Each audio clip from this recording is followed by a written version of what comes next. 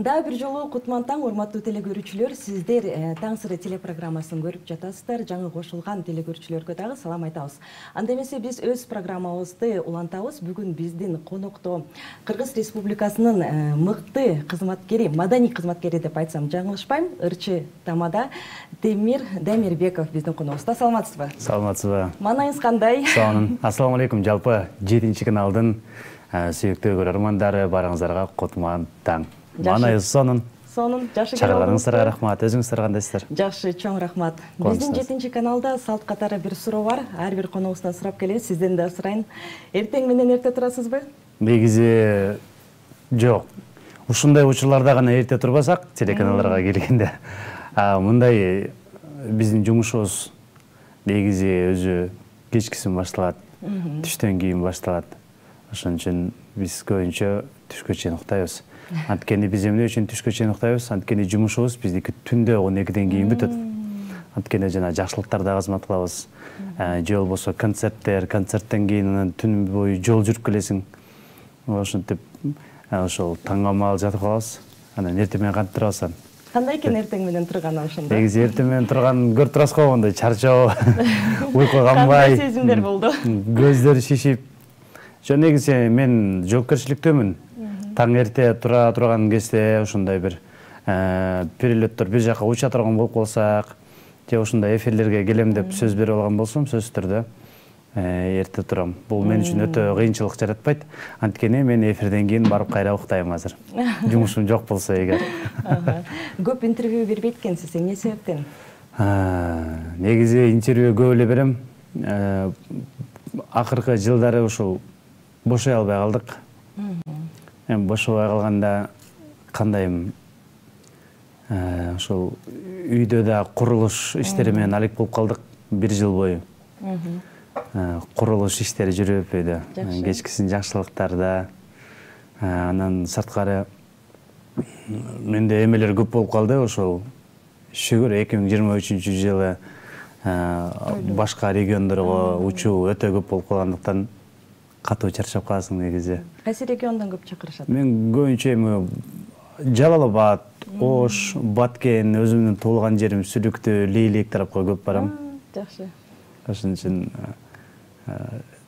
чарчоолор көп болгон үчүн убакыт азыраак болуп калат. Анткени сөзсүз түрдө элдин жакшылыгында кызмат кылган соң ал жака барып жылмайып туруң керек иши. Негизи жылмайып турган жакшы го адам өзүнө. Анан ошон үчүн аны үчүн эмне керек? Аны үчүн энергия керек. Энергия керек. Энергия керек үчүн эмне кылыш керек? Укташ керек. Чыгармачылык жөнүндө сөз кылсак, сиз ырчы жана тамадасыз, алып баруучулук кызматында. Дагы? Мен деген чыгармачылык тууралуу кеп кылайын. Кантип ырчы, кантип алып баруучу болуп калды деген болсо, муздар. Мен өзү негизи бала чактан көп ырдачумун, атам музыкант. Бизди бала бакчадан ырдачу, кийин мектепте ырдап калдык. Ошол мектепте окуп жүргөн кезде жана кароо сынактар көп болуп, маданий. Кароо сынактарга көп катышып, баш байгелерди алып жүрүп, анан баары ошол музыка сферасында чоңойгон соң ырчы болуу менин кыялым болчу. Буюрса окууну бүтүп, мектепти бүтүп келип, шаарга окууга тапшырып, мен ырчы болом деген өтө чоң бир кыялым бар болчу. Анан бирок негизи бул кыялга жетүү үчүн өтө көп жолду басып өтүүң керек экен. Анткени мен ошол шаарга келгенде кимге барам, каяка барам, кантип ыр жаздырам, эч ким тааныбайсың. Ушинтип эле башаламан болуп жүргөм. Андан ошентип бир радиодо кастинг жарыяланып калды. Кастингге барып, кастингден өтүп калдым мен диджей болуп. 1,5 жыл диджей болуп иштедим. Ошол жактан дикциябызды оңдоп, интонациябызды оңдоп, көп китеп окуп, анан ошентип жүрүп, радиодон кийин мен алып баруучулук кызматын аркылай баштадым. Бирок негизги максатым ырдап чыгуу меники болчу. Ошентип жүрүп, анан радиодо иштеп, тааныш арттырып, мен өзүм обон чыгарам, өзүм сөз жазам. Ошентип эң алгачкы чыгармам ошол туулган жер деген ырым. Бул ошол сөз обон өзүмө таандык. Ошо өзүм туулган жериме арнап Качан жазгансыз? Качан ырдап чыктыңыз аларды? 2015-жыл. 2015. 2014-жыл жазылгандыр. Анан баары биринчи ыр болгон үчүн коркуу сезимдери пайда болуп, чыгарсам эмне болот экен, кандай болот экен. Ал кезде чыгармачылыкка жаңы аралашкан кезде сөзсүз түрдө эми акча бүт жак. Акча маселеси. Ошол акчада жактан да тартыш болуп, кыйналып. Азыр эми шүгүр. Ошентип 2015-жылы чыгармам чыккан. Анда да мага жардам берген ошол композитор эмес, мыкты обончу, аранжировщик. Нияз Абдыразаков деген досум бар. Ильяз Абдыразаковдун бир тууган иниси. Ошол менен таанышып, Кубатов деген клипмейкер менен таанышып, ушинтип команда болуп иштеп жүрүп, акчамдын жоктугуна карабай, алар мага ошол колдоо көрсөтүп жүрүп. Жакшы. Ушул деңгээлге келдик. Андан кийин иштеп жүрүп, анан мен продюсерлүү болдум. Лутфелла Бузурмангулова деген продюсер менен иштеп жүрүп, азыр шүгүр эми аздыр көптүр күйөрман топтоп, жакшылыкка чакырып, концерт берсек, элдер келип колдоо көрсөтүп, батасын берип. Сонун. Бул да болсо эми башталышы деп ойлойм чыгармачылыктын. Көрсө алдында дагы көп чыгармаларды чыгарып, мындан да көп күйөрман топтоп, ырларыбыз элге жетсе деп тилек кылып жүрөбүз. Азыр продюсер барбы же өзүңүз эле ырдап жүрөсүзбү? Негизи продюсерим бар. Бар, Кандай ойлойсуз, азыркы ушул заманбап продюсер керекпи? Себеби дегенде Instagram баракча менен мындай өздөрүн тааныштырса болот, TikTok баракчалары бар. Кандай ойлойсуз, продюсер керекпи же ансыз деле ырдап чыкса болобу? Негизи продюсерсиз деле ырдап чыгып аткандар бар. Бүгүнкү күнү интернет булактарында, интернет айдыңында жакшылар менен чыгып, анан эми бул заман жакында эле келбеди. Мен дегенде 5-6 жыл мурун продюсер менен келишим түзүп, ошол кезде деле продюсердин орду чоң болчу, азыр деле орду чоң. Анткени алардын көрөгөчтүгү бар. Алар деген мындай туура жол көрсөтүп, мындайча айтканда, бир баш жакшы, эки баш андан жакшы. Жакшы. Сиз ырчысыз, эми ошо ырчы кандай сапаттарга ээ болуш керек сиздин оюңузча? Ырчы деген бул ким деген? Ырчы деген бул негизги жалпысынан караганда бул маданият өкүлү. Мамлекетти көтөргөн бул спорт менен маданият дейт. Демек, маданият өкүлү бул элдин күзгүсү. Эл ошол маданият өкүлүн карап түздөнүш керек. Демек, элге үлгү болуш керек. Кайсыл жагынан? Жүрүү туруу тармагынан. Өзүн алып жүрүү, адамгерчилик. Маселен, концерттерде, концерт коюп бүткөн соң сүрөткө түшкөн учурлар болуп калат, ушундай, же жок той жакшылыктарда. Жалпысынан маданият өкүлү болгон соң, баары бир ырчы болгон соң, мындай элдин күзгүсү болгон соң, элге үлгү болушуң керек. Тазалыкка бекем болушуң керек, анын детальдары көп. Фонограммага кандай көз карашыңыз бар? Негизи фонограммага көз карашым эми азыр фонограмма жоюлгандан бери жакшынакай эле концерттерди берип атабыз. Филармонияга барганда жанда урдап, спорт ордосуна кайрымдуулук концерт, мындай концерттерге барганда анткени комиссия түзүлүп, азыр фонограмма менен ырдай тургандардын ыры коюлбай калган. Жалаң жандуу менен ырдайт, ырдаган ырчылар көп.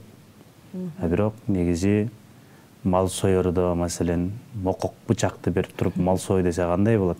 Ошол сыңарындай эле жандуу ырдаганды талап кылган соң, сөзсүз түрдө анын шартында түзүп бериш керек. Мисалы эми бул суроо шартын түзгөндө кандай эми ал? Маселен, ырчы ырдап атканда ырчы өзүн угуш керек. Монитор деген нерселер бар, ошо мониторлорду коюп, жакшы аппараттарды коюп, настройкаларды, ар бир адамдын тембрин, үнүн тембри ар кандай. Ошого эгер сонун аппараттарды коюп берсе, маселен, мурун фонограмма болгондо барып туруп эле концертте мен очередим деп туруп, флешкадан ырды берип туруп эле ырдап туруп кетип калмаксың. Азыр эми жандуу кылган соң эртерээк барып, эл келгенге чейин ырдап, микрофонду настройкалап, ушинтип. Мисалы, орус эстрадада, мисалы Ольга Бузованы алсак. Ольга Бузова бизди көрөбү көрбөйбү билбейм. Үнү жок дешет. Бирок ага карабастан көрөрмандар көп, харизмасы менен мындай алып, көйлө көрөрмандары көп да. Бирок үнү жок, мындай жандуу ырдабаса керек ал. Негизи мындай да. Ага кандай көз карашыңыз? Ал хит эмес. Балким харизма жетиштүү. Хайп. Хит менен хайптын айырмасы бар. Мәселен, бізде деле хайп кармагандар көп эмеспи? Ооба. Мен ал бул деп аттарын атабайм, негизи. Хайповый ырчылар бар. Хитовый ырчылар бар. Хитовый ырчылар жалаң хитарларды аткарып, хайповый деген ал ушундай бир нерседен хайп жаратып, TikToктон тренд кылып ошону ушундай. Ольга Бузова дейсиңизби? Ооба. Ал деген ошол хайп менен. Бирок ырлары хит болуп кетип атпайбы? Ар ким өзүнүн көрөрманы бар дедим го. Ар ким өзүнүн көрөрманы бар. Жакшы жок. Мейли иштеберсин, Ольга молодец. Мейли. Сизге ушу тамадалык жакынбы же ырчы болгонбу? Ырчылык жакынмы? Жакыныраак, Негизи Кудайым рызкыны ушул жактан берген экен. Шүгүр, жаратканын берген рызкысын тербеп жүрөбүз. Ар кайсы региондон. Москвага барып келдик жакында жаңы жылдан кийин концерт менен. Бирок эми тамадалык деле бул деле жакшы эл ишенип өзүнүн жакшылыгын тапшырып аткан соң, сөздөрдө жакшылыгын жакшы жогорку деңгээлде өткөрүп берсең. Ана мен жана тамадаларга, кээде ини дос балдарга көп айтып калам. Адептүү конкурстарды көп кылгыла деп. Мен көз карашым боюнча жанагындай эми тойго бирок баары 80-90 жаштагы аксакалды ортого алып чыгып бийлеткен бул туура эмес. Анан жанагы мырзаларга айымдардын кийимдерин кийгизип алып бийлеткен да туура эмес. Мен көз карашым, бул менин көз карашым. Балким башканын көз карашы боюнча туура. Бирок мен тойлорумда андай такыр кылбайм. 80-90 жаштагы аксакалдарды алып чыгып бийлетип ортого.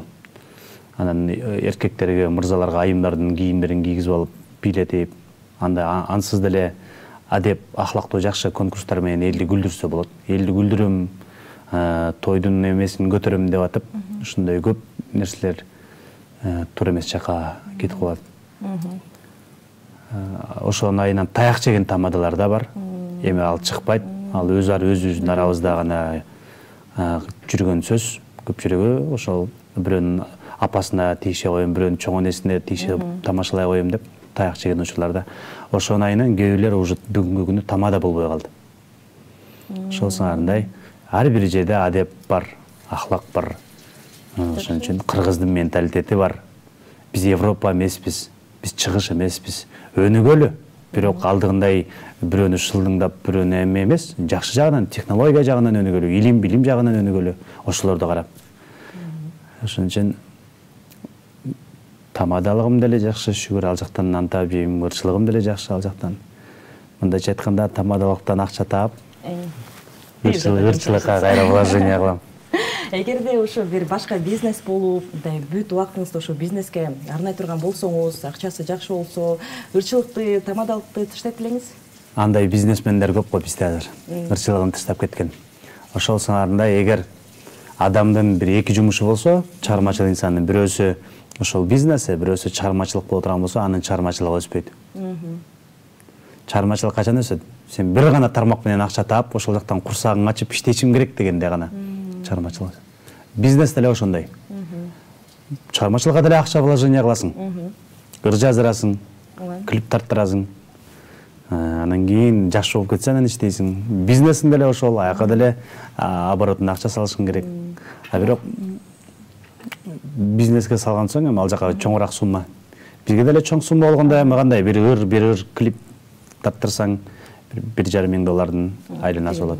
$1,5 миң эч кандай бизнес кыла албай каласың маселенчи. Анан эгер бул ырың кетпей калса, какой-то бир убакыттан кийин дагы бир жаздырып клип тарттырасың. Мындай бизнеске чоңураак сумма керек болгон соң, ошол бизнесин карап туруп аласың да. Ошон үчүн чыгармачылык өспөй калат. Ошон үчүн мындай агалар бар, бизнес менен чыгармачылык менен заниматься этип жүрүп, чыгармачылыкка калып кетип, только бизнеске кетип калгандар. Ырларды өзүм жазам дедиңиз, Ким шыктандырат? Мисалы, албетте, чын жүрөктөн чыккан сөздөр мындай жүрөккө тиет да. Сиздин да мындай жакшы бир ырларыңыз бар, уктум. Ошону ким сизди мындай шыктандырат? Эмне себептен жазасыз? Ким мотивация берет? Негизи мен мотивация бергенде ошол чыгармачылыкта башкалардын иштеп атканын көрүп, анан ич көрө албастык мааниде эмес. Мен деле иштейин деп, мындай жакшы мааниде атаандашуу. Ар кимдин баягы илхам алгы ар кандай го. Мен деле биринчи чыгармам туулган жер жөнүндө. Жакында дагы бир илхам келди, жакында. Мекен тууралуу ыр жаздым. Анан ал эмне шыктандырат экенин айта албайм, бирок туруп эле өзү ыр жазгым келип калат бир учурларда. Ырды качан жазам мен? Көбүнчө жалгыз калып калган учурларда. Рөлдө баратканда. Маселен, жаныңда бирөөлөр болсо, бир жерде отуруп калсаң, азыр экөөбүз сүйлөшүп отурат эмеспизби? Демек, мен оюм бар, экөөбүздүн беседабыз да. Мындай чакырганга мүмкүнчүлүк жок азыр. Жалгыз калган учурда, мындай ойлонуп кеткен учурда ошол учурда идеялар келет. Жакында Гүлнара Калдарова менен дуэт ырдап ыр жаздыңыздар. Ким сунуштады? Бул ырды негизи ошол Кыз Бурактын алтын курамы, эки солисткасы, эмгек сиңирген ырчайым Гүлнара Калдарова экөөбүз бул ырды ырдап чыккан мурун. Бул ырды мен апам жакшы көрчү. Мен кичинекей кезибизде апам ошол бир жумуш кылып атып кыңылдап ырдап калчу. Ойлойсуңбу, сен мени ойлойсуңбу деп. Анан кийин мен ушуларды апам ырдаган үчүн мен апам урматына ырдап чыгайын деп ырды жаздырдым. Анан кийин ал кезде ошо продюсерим Лутфулла Бузурмангулова могу ырды жаздырып атам десем, давай ушуну дуэт кылбайлы. Гүлнар эже менен сүйлөшүп. Гүлнар эже ырдап чыкканда ошо Кыз Буракта жүргөн кезде. Анан Гүлнар эжеге айттык, ушундай ырды жаздырдык. Аябай жакшы вложение кылган бирок ушуларга. Гитарасын Ташкенттен ойнотуп, скрипканы дагы жанында коштуруп. Анан кийин Гүлнар эже ушул ырды дуэт кылып бурдайлы. Макул деп дуэт кылып жаздырдык. Азыр көптөр алда көрмөн топтоп. Анан кече жакында эле ошол бир эфирге барып калдык Гүлнар эже менен. Анан ошо эфирден кийин Кудайым буйрса могу бир кар бир аз эригенден кийин, жашыл чөп чыккандан кийин бир сонун ыйлата турган бир сценарийин ойлонуп атабыз буюрса. Ушунча болуп калды, эми бир-эки куплет ырыңыздан ырдап койбойсузбу? Сагынамын, мен сени сагынамын, сагынганда жаңгактай чакыламын. Ойлойсуңбу, сен мени ойлойсуңбу, ойлогондо кусадар болбойсуңбу, ойлойсуңбу, сен мени ойлойсуңбу, ойлогондо кусадар болбойсуңбу деген чарым. Сонун. Ишендим, без фонограммы мындай эми концерттериңизди таңызга ишендим. Үнүңүзгө береке. Эми дагы бул ырдан да тышкары дагы көрөрмандарыбызды сүйүндүрүп дагы мындай планда да жаңы ырлар барбы? 3 ыр жаздырып атам азыр. Бир учурда. Эмне жөнүндө, кандай, качан? Анткени мен айтпадым беле, 2023-жылы мен ушул жакшылык менен эле үйдө курулуш иштери менен алек болдук 1 жыл бою. Шүгүр ошол жумуштардын баары бүттү. Быйыл эми ошол чыгармачылыкка, ошо курулуш иштерине жасаганыма милдей кылып бир жаш. Анткени курулуш аябай ошол жыл бою ушул жумуш жүрүп үйдө. Курулуш жөнүндө ыр жаздыңыз окшойт. Жок, эми ошо менен алек болуп калдым. Анан эми бошоп, эми ошол курулушка жасаган подходтой творчествого дагы, чыгармачылыкка дагы бир жакшы өзгөчө подход жасап, ошол жылдын башында эле ыр менен баштадык. Буюрса 3 жыл жакында ар биринин клиби менен чыгарайын деген жакшы ниеттерим бар. Катар. Качан чыгат? Аябай жакында. Анткени мен бүгүн эртең чыгат деп айта албайм, анткени чыгармачыл инсандарды билесиздер. Маселен, мен бүгүн бошосом аранжировщигим бошобой калат. Эртең мен бошосом үйүн жазуучу студия бошобой калат. Ошол сыңарындай, бирок Кудайым насип кылса, ушул жакынкы ушул ай же кийинки ай аралыгында жакында экен. 2 клиптер менен тартып алабыз. Эми ал ырлардын бирөөлөрү көпчүлүгү эмес, экөөсү эски чыгарма. Ошо эски чыгарманы кайрадан жаңылап. Эч ким ырдай элек, аны мен өзүм ырдап атам барса. Пока сюрприз, Балким Кудайым хит болуп кетсе, клип менен келебиз кайра сиздерге. Ийгилик. Дароо эле экөөнү чогуу чыгарасызбы? Жок, катар. Өзүнүн эрежелери болсо керек, мындай ырчы чыгармачыл адам мындай ыр чыгарганда экөөнү, үчөөнү, 5 ырды жазабы, мындай катар менен чыгарып. Болжол менен канча убакыт өтүш керек? Мисалы бир ырды чыгарып. Эч канча деле эмес, азыр катар деле киргизип калдык. Азыр интернет булагында айырма жок болуп калды го. Бир ыр чыгарасың, баарына жарыялат. Экөөнү бир чыгарсаң, кимге кайсынысы жакса ого берет. Ушундай заман болуп калды. Сизге өзүңүздүн ырларыңыздан кайсы ыр аябай жагат? Мен өзүм ырларым сөз түрдө биринчи өзүң чыгарган ырың жагат да. Туулган жер деген ырым. Андан кийин жүрөгүңдүн эшигин кагып турам чач деген ыр. Ошол жагат. Анан ким сени мынча алдаган, кучагыңдан жай таба албай ким сени мынча алдаган, күлүмсүрөп алдагандай ким сени мынча алдаган, калдың баарын айта албай ким. Ал ким деген чыгарма. Сонун уктум. Аябай жактырма ырларыңыз. Эми ошо келечекте ырчы болобум дегендерге кандай мындай өзүңүздүн бир кеңешиңизди берет элеңиз? Келечекте ырчы болом дегендерге азыр эми мурун бир канча жыл мурун эл бул фонограмма ырдап атат, бул жандуу ырдап атат деген комментарий деген сөздөр такыр айтылчу эмес. Акыркы күндөрү мына ушул фонограммага каршы мыйзам долбоор иштеп чыккан соң, айрым учурларда ошол фонограмма ырдаган жерлерде ошол чыгармачыл инсандар өздөрүнүн социалдык тармактарда, баракчаларына видеолорду киргизген болсо, комментарийлер келип калып аткан учурларын көрүп калатабыз. Бул фонограмма ырдап атат депчи. Ошол сыңарындай азыр эми сөз түрдө эң башкысы ошол ырдап чыгам деген ийнелерибизге, карындаштарыбызга айтайын дегеним сөз түрдө кызыгуу болуш керек адамда. Кызыгуу болуш керек. Жан дүйнө ошону, маселен, мен азыр өзүм жумушумду жакшы көрөм. Мен айтып атпаймынбы, ары учасың, бери учасың. Мен чарчасам дагы, бирок мен бул жумушумду сүйүп аткарам. Ошон үчүн мен бул жумуштан чарчабайм. Ошол сыңарындай ошол өзүнүн кесибини, мейли чыгармачыл болосун, кайсыл жумуш болосун, кайсыл кесип болосун, сүйүп аткарган адам ошол жумуштан чарчабайт. Жана ошол жумушту мындай майыны чыгарып аткарганга аракет жасай берет. Ошол сыңарындай сөз түрдө билим алып, сабак алып, андан соң аракет.